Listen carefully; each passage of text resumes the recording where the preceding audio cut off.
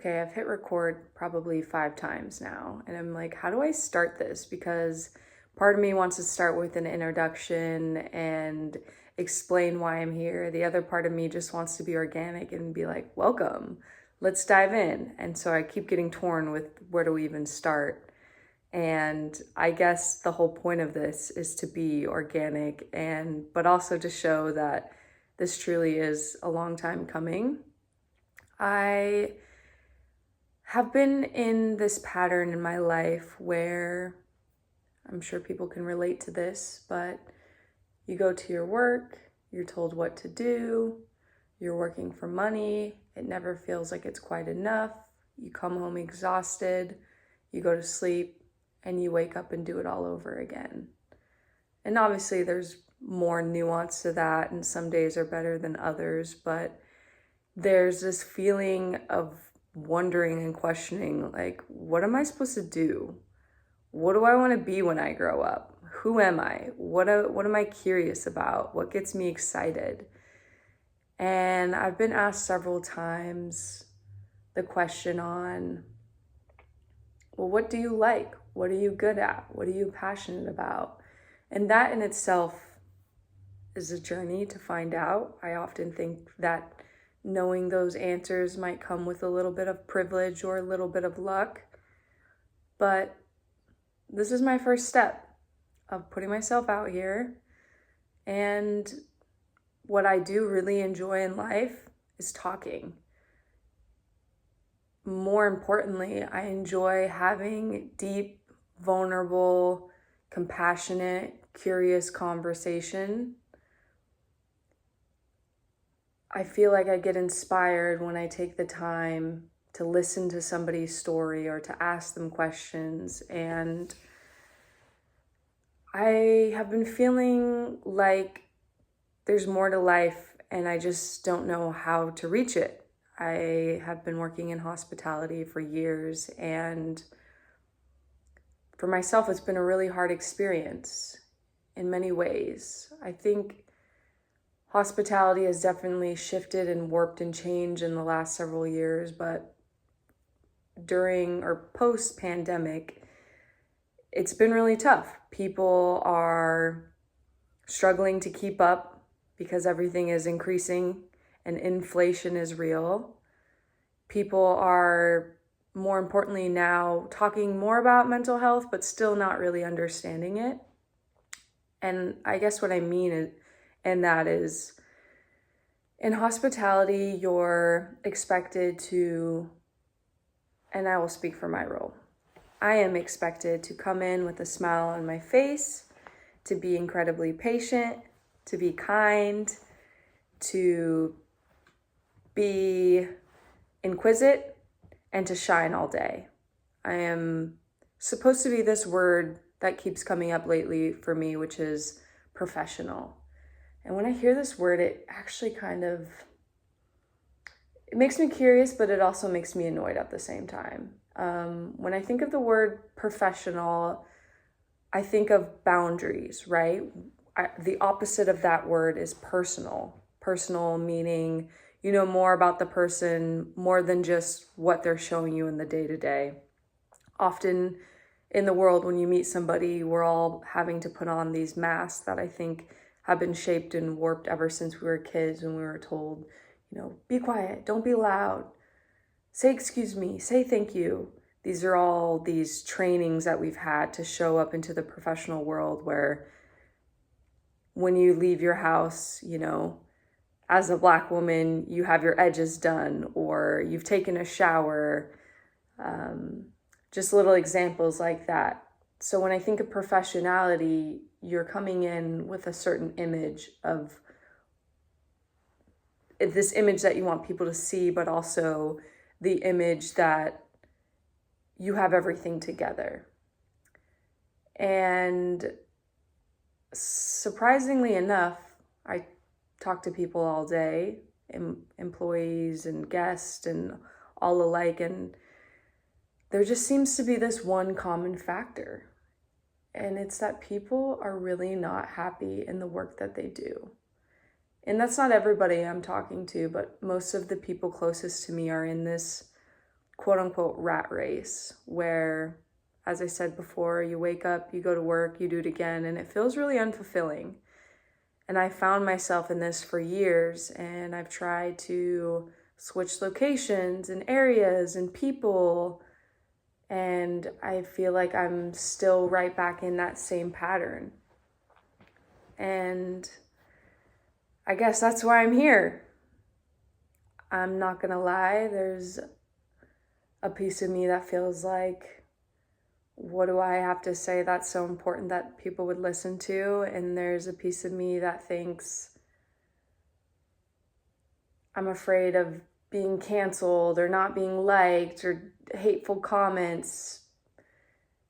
At the same time, I'm a deep reflector and I keep having the same exact thought, and I've had it for years now, and it's been revolving around social media. There's so many people that I see on social media that seem like they're progressing, and that to me looks like they're able to buy a home or to have a kid or to get a puppy. And what I mean by that is I've felt stagnant and stuck for so long, and I think the reason I felt that way is because I've repressed this idea of creativity. Back in 2019, I remember reading this book, Chasing Creativity, or Chasing, something like that, by Chase Jarvis. And it was this beautiful book. And it basically reminded me of the concept of creativity is somewhat made up if you think about it. Most of us, when we think of what it means to be creative, we think of the stereotypical, I'm a musician or I'm a painter. And the reality is we are all creative. We're all made by a source of creativity. And the book explains this concept of we're creative in our everyday life, from the clothes we decide to wear, the food we decide to make, how we decorate our house, the lighting, on and on and on. So when I think about it, I think about things that I really enjoy, and it is creating space and decor and functionality and dope outfits that are also incredibly comfortable, because I often do get overstimulated if things are too tight or not comfortable enough. And so it's been a journey for myself to think about, how am I creative? And recently, I've really been diving deep into the word hobbies. When I think about hobbies, it reminds me of my dad. He was, and still is, very much so into collecting Star Wars figures and watching all the movies. And he loved RC cars and airplanes. And he was always tinkering with something. And that seemed to bring him so much joy, because it's a thing you do in your free time that you're not necessarily getting paid for. And I remember there's been moments in my life when I thought I don't really have any hobbies. The only thing I enjoyed doing at the time was working out.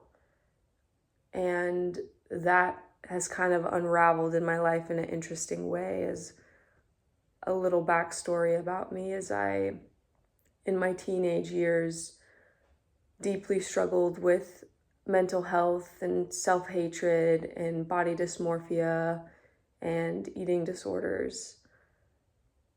Working out for me was something that I was able to put a band-aid on all of those aches and pains.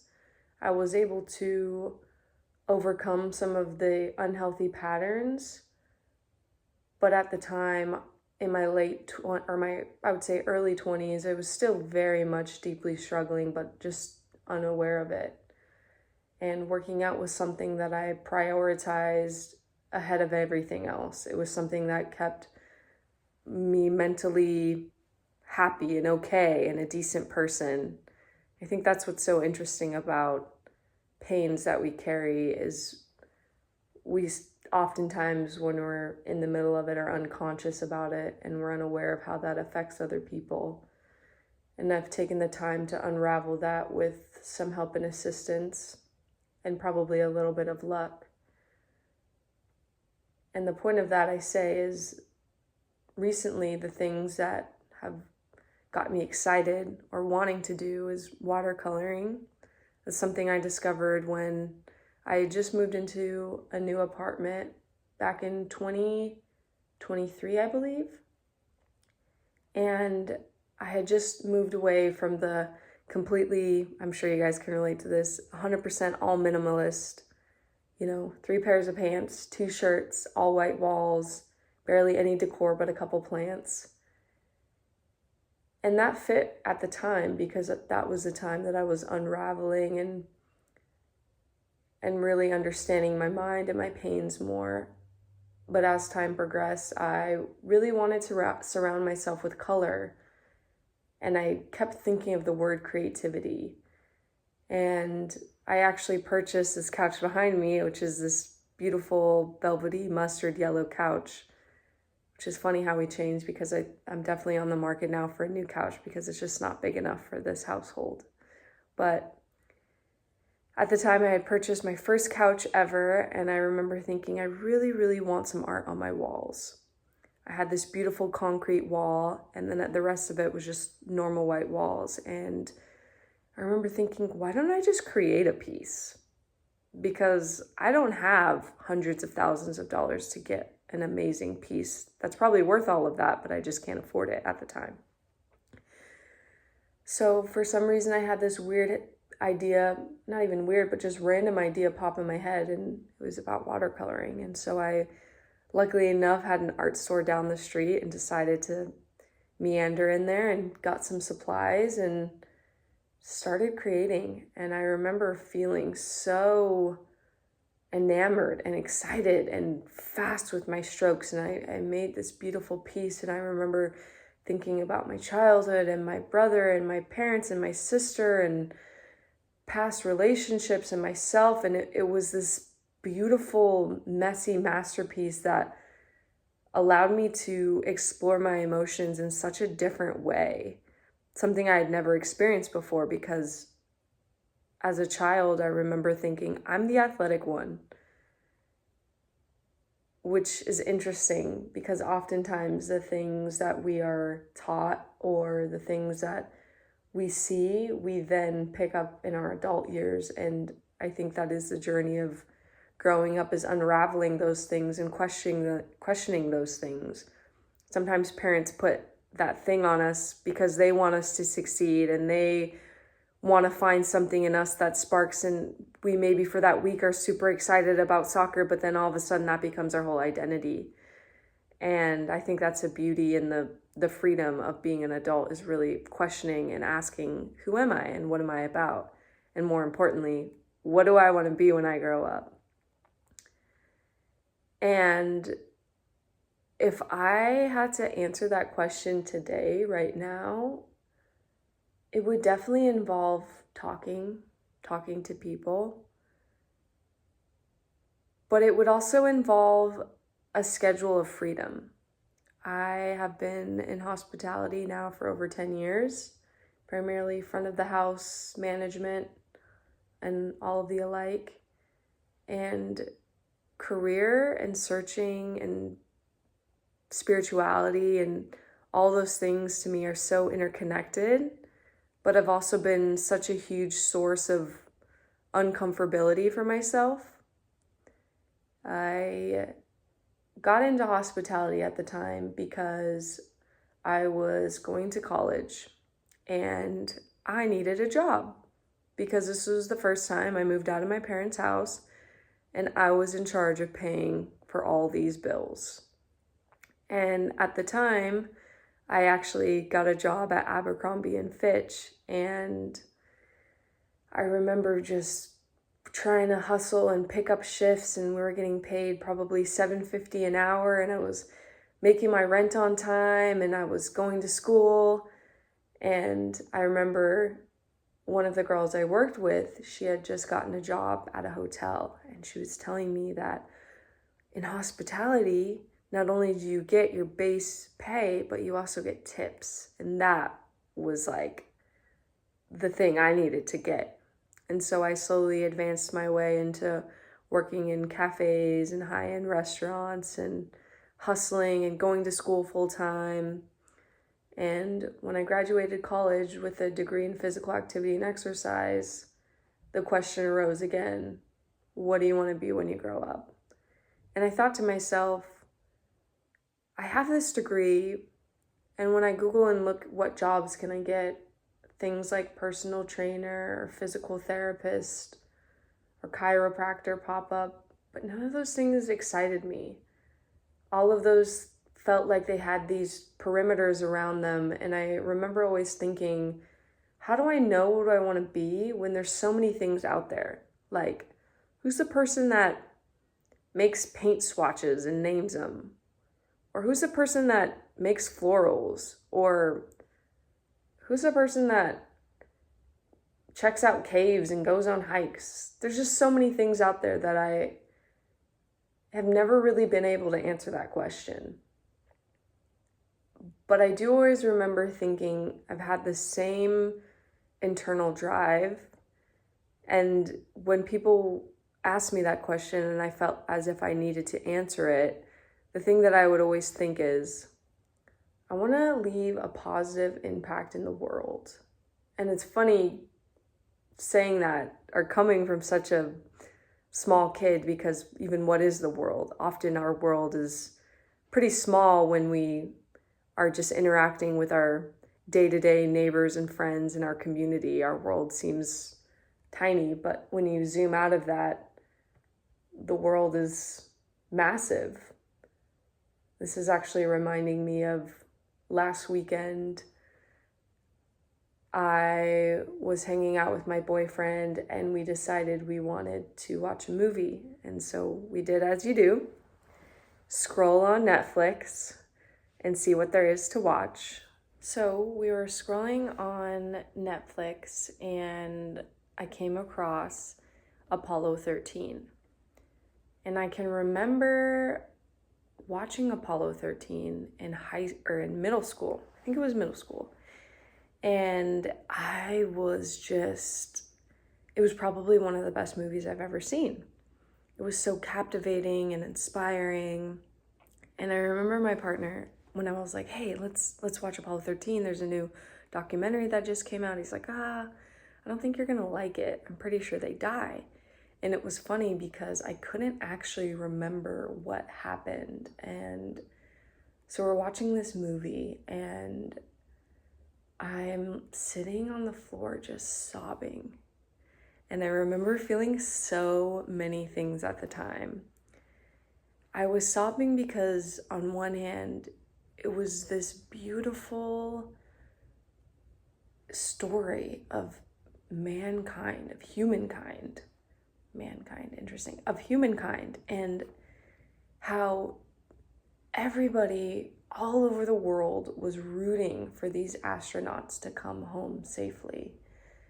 And I remember in the film how somebody was speaking and they said, never again in history will this happen where humans will come together and unite like this. Like, it doesn't matter your religion, your age, your weight, your race, your gender, your whatever.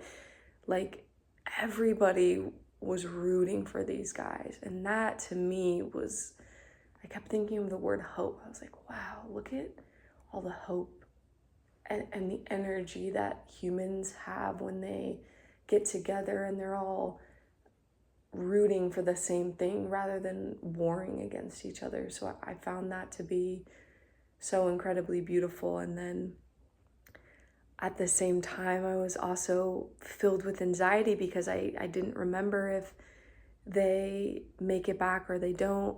And I just remember crying because I myself was rooting for these astronauts. But at the same time, I was thinking about how insane is it that humans built this rocket and all of the mathematical equations, and it was mind-blowing to think that this is something that we did, and not even, I would say, kind of a while back, because this happened in the 60s, so almost 80 years ago, and we had that type of technology. And so it also kind of put things into perspective. Like there's this idea of we're always advancing, but it's like we've always been really advanced. At least I feel as if we are. And then the last thing I remember feeling while watching the film was there's this image of the Earth from when they were in space, and Earth is just this like big blue marble. It almost looks like a cartoon. It's like floating, and then it shows the clouds in the Earth, and they almost look like an artist just like took a couple paint brushes and made this design. And I remember thinking, like, isn't it kind of crazy that so much of what exists once started with a thought? And oftentimes the thought, probably when expressed to other people, was deemed as unachievable or crazy or stupid or something negative. But then those thoughts become our reality. And it made me think about my own life as I've been in this time of coming home and having the opportunity to go onto ChatGPT. And I've really had these existential questions with ChatGPT, like, what am I doing here? What is my purpose? Like, what am I supposed to be doing for my job? If I have to work, why can't I find something that feels sustainable and exciting and creative, and I get to explore and learn and be intelligent and all these things that mean a lot to me? Like, why haven't I found that yet? And when I type these things into ChatGPT and I talk about my goals and my dreams and what I want to achieve in life, ChatGPT, in like such a calm, well-organized manner, will list these ideas out. And one of the things that ChatGPT had mentioned was, I really think that you should think about social media. You get to be creative, you get to be your own boss. And it's not like this thought is so profound, because the reality is I've had this thought for years, decades now, where ever since I was young, was just loved YouTube, specifically vlogs. It is this beautiful, easy watch. There's no violence, there's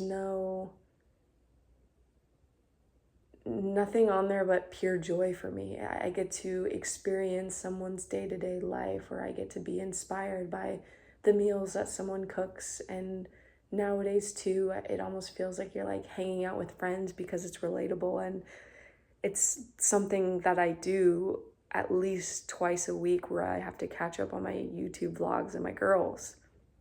And I've just had so much joy because it's so relaxing and fun.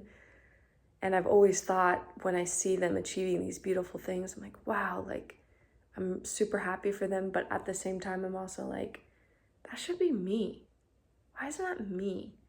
And then it feels like over the years, as I'm watching these people create their beautiful houses or have babies, I'm like, man, I still feel like I'm stuck. I'm still doing the same thing, and I'm not really progressing, which isn't necessarily true. But oftentimes when we get stuck into that comparison, as we do as humans, where we see the polished version of someone in the real world, and we create this image that they have it all together, and that they're not struggling, or that they haven't felt pain or anything, which ultimately is so false, because as a human, it's impossible to be untouched by any pain. And if you are untouched, then you aren't truly living. But with that being said, this has been a long time coming. And it's kind of scary, because it's like you're taking that unpolished version of you and just putting it out for anybody and everybody to have access to. And immediately my brain thinks of these like protective mechanisms of like, well, what if I get canceled? Or like, what if somebody leaves a mean comment on my page? Or what if it doesn't even go anywhere and I fail? And then, of course, I type all these things to ChatGPT, and it kind of brings me back down to earth, because it goes on to be like, yeah, that's normal. Other people feel that way. Most people are afraid. Most people do have to start from something. And then I start thinking about, okay, like, I'm here and I want to create a space of being confident and empowered. And something that I think is so important is using your voice to advocate, to set boundaries, to learn, to grow, to communicate, to disagree. I think those things are really important to me. And so I've had this almost nagging thought for so long to create something and to put myself out there, but I've been afraid. And I'm at a point in my life where I was looking on my Instagram, and there's this photo of me, and in the photo I wrote something along the lines like, I'm thinking about creating a YouTube channel. Like, I need something for myself to be creative and to feel inspired and to feel like, if anything, it's just like a journal entry in a way. And I had wrote that a year ago. And I was thinking when I saw that a couple days ago, like, well, imagine if I would have started a year ago, like, where could I be now, right? And like, that thought in itself is pointless, because it's impossible to go back in time. At least I think it is. But so I guess the point of it is, I'm saying is like, well, it's the classic saying, as everyone says, right? There's no better time than now. And so, yeah, I'm here and I'm recording my first podcast. And I will say I've had to hit record a couple of times now. So this isn't like the very, very first one, but this is the first one that I'm going to say, you know what? It's not going to be perfect, because even what even is perfect? Why I really, that word is so interesting, that we oftentimes, when wanting to create, things have to be perfect. For example, I knew today that I've known all week now, and I've been telling people, which part of me is like, should I tell people because it's not even out yet? But then the other part of me is like, that's gonna hold me accountable, and like talking to people is making me excited because they're showing that they're supportive and that they're gonna listen. So I'm like, okay, I'm gonna make this podcast.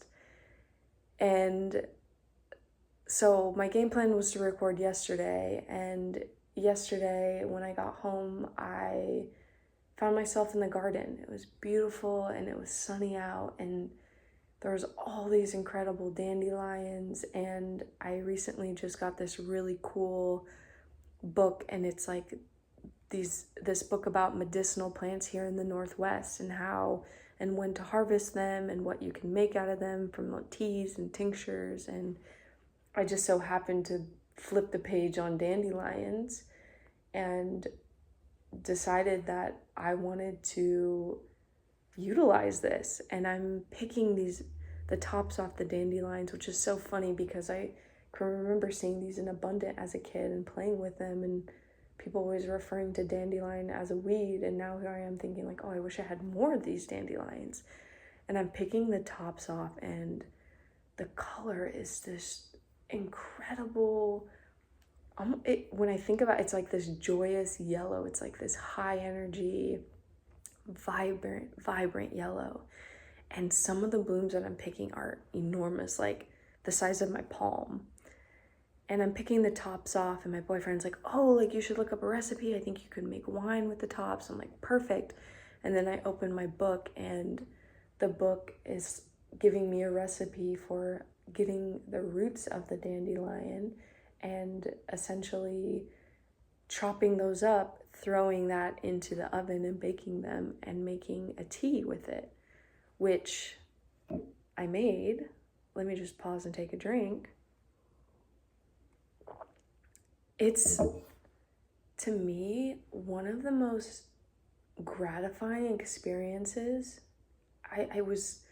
As I was picking these flowers, first off, there was so many insects, from ants to slugs to worms to there's so much life in these flowers. So there's this part of me that in a way felt like no matter what your food source is, you are still impacting the earth, the world. And then it made me think about, in the book it was talking about species and organizing it from like family and genius, and it made me think of how mammals are truly on the top of the pyramid. So I felt like this mammal that was harvesting and connecting to the world, but like taking something and in a way feeling bad, but at the same time having this reverence of, I actually went into my neighbor's yard after asking him because he had all these dandelions, and got so excited, and I was like, wait a minute, I don't need all of them. I'm just going to take this to fill up the measurements that I need, and I'll leave the rest. And as I had this really cool tool, I don't even know what it was called, but like you twist it into the soil back and forth in different directions, and it essentially creates this hole, and through the hole you can lift up the dandelion and remove all the mud and the dirt and the grass around it and just get this like beautiful long root. I'll post this on my Instagram. And as I was like putting my hand in the mud and like ripping the root from the earth, I felt this deep connectivity. It felt like I was like reaching into the earth and pulling out this root that I was then going to use for tea. And in the book it was talking about how the roots are used as, in the Japanese culture, often people drink the dandelion root for coffee because it has this toasted flavor. And I will say, very much so toasted. The flavor almost reminds me of a sesame seed. It also, I don't know how to describe it, if it almost is close to the wasabi family, but not spicy in that sense, but it's very earthy. I'm actually curious. I know in the book she says she drinks it with milk and honey, and I would love to try that next. But it was something so beautiful to be able to go in my backyard and pick something, and it reminded me how I feel so sometimes in this fast-paced city living, so disconnected from things like that, like from actually growing your own food and harvesting it and having this connection with it and taking the time to make something with it. It feels something to me so beautiful, and it reminds me of my dream life of how I want to live. And it truly is like having things in my land that I can harvest and make and eat, and it feels like I'm part of this connectivity of earth. And it makes me think about how, I think that we are currently in a time with all this crazy technology that they often say that loneliness is this really deep feeling that we all struggle with. And doing that yesterday just made me feel so connected, and to now be able to drink something is just, it reminds me, it just like makes me so happy because, I'm a person that likes to look at ingredients and, less is best. And if you can read the ingredient, even better. And like, how amazing is it that I know every single ingredient because I picked it fresh and then I cooked it, and now I just think that that's part of what do I want to be when I grow up. I really think like probably a lot of people, have recently watched that Homemaker movie with Martha Stewart. And I personally found that movie to be so evoking because the idea of homemaking, she made it like it wasn't this far out of reach, extravagant thing that only the top 1% people can have. Like, homemaking is something that you need, if you have the privilege to have a shelter, which I believe that we all should, and it shouldn't be a privilege, but when you have a shelter, you can create it into a space that is for you, and that'll allow you to do whatever it is that you want in that space. And that's something that excites me, is creating a space for people. That's something I think I'm gifted at, is creating a safe space for people to come in and talk. And that's what I hope that this podcast is one day, is where I'm able to bring people into my home and I can provide them with some beautiful dandelion tea or their favorite beverage or food or snack or whatever, and we can sit down and just converse. And I really want it to feel organic and vulnerable and honest. And I can hope that if somebody is listening to this podcast, that they feel a little less alone, and that they know that they are supposed to be here and that they are a piece of the world. And that I'm super grateful if you are listening to this, because this honestly means the world to me, and I am trying to follow my dreams and my heart and my intuition, which sometimes gets really clouded in such a crazy world. But I'm hoping that this is a space where it feels a little less crazy and you can just chill or go on a walk or grab some tea and just kick it, because we need more of that. Just kick it. It's okay to relax. It's okay to take some time off. It's okay to reflect and to journal and to think about what are your hobbies, or what are the things that evoke a positive emotion, and how do you get more of those things in your life. And that's kind of where I've been at, is how do I enjoy more of my day-to-day and create less suffering, create less pain, create more connection and vibrancy and creativity. So yeah, I'm feeling good, and I just want to say thank you so much for tuning in. Whether you're watching me, whether you're listening to me, I will be back. And this is the first of many. Peace.